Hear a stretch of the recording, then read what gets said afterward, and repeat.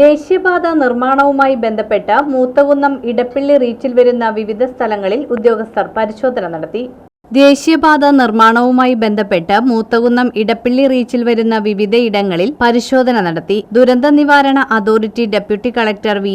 Abbas, ദേശീയപാത authority of India manager John Jeevan, oriental company project manager Rammohan Sharma എന്നിവരെ കൂടാതെ ജനപ്രതിനിധികളായ AS Anilkumar, Rashmi Anilkumar, Shanthini Gopakumar, KS Saneesh, Beena Rathnan, KS Santhosh, പ്രതിപക്ഷ നേതാവിന്റെ PA Suresh Babu, water authority ഉദ്യോഗസ്ഥർ തുടങ്ങിയവർ സംബന്ധിച്ചു.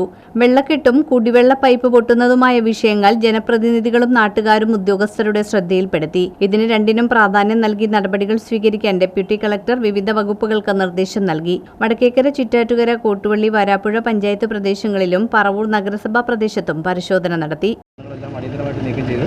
വെള്ളം ഒഴുകി പോകുന്നതിനുള്ള നടപടി സ്വീകരിക്കാമെന്ന് നമുക്ക് ഉറപ്പ് നൽകിയിരിക്കുകയാണ്. പ്രിൻസിപ്പൽ ചെയർമാനും കൂടെ ഉണ്ടായിരുന്നു.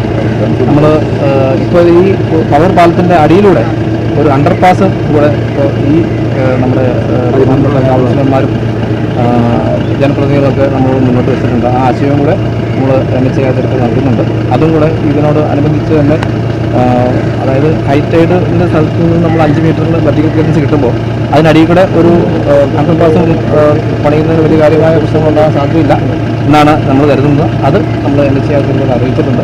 അതും നടപ്പാക്കാൻ കഴിയുമെന്ന് തന്നെയാണ് നമ്മുടെ വിശ്വാസം. ബാക്കി കാര്യങ്ങളെല്ലാം അതായത് മഴക്കാലമാണ് വരുന്നത്, ധാരാളം വെള്ളക്കെട്ടുണ്ടാകാനുള്ള സാധ്യത സാധാരണ ഇതിലുണ്ട്. ഈ NHAൻ്റെ പണിയുമായിട്ട് ബന്ധപ്പെട്ട് NH-64 പണിയുമായിട്ട് ബന്ധപ്പെട്ട് ധാരാളം പ്രശ്നങ്ങൾ നിലവിലുണ്ട്. അത് മുഴുവൻ പരിഹരിക്കുന്നതിന് വേണ്ടിയിട്ടുള്ള നടപടികളാണ് ജില്ലാ ഭരണകൂടവും നാഷണൽ ഹൈവേ അതോറിറ്റി അധികൃതരും മുനിസിപ്പൽ കൗൺസിൽ, മുനിസിപ്പാലിറ്റി എല്ലാം കൂടി നമ്മൾ അത് പരിഹരിക്കുന്നതിനുള്ള നടപടി സ്വീകരിക്കാൻ വേണ്ടിയാണ് ഞങ്ങൾ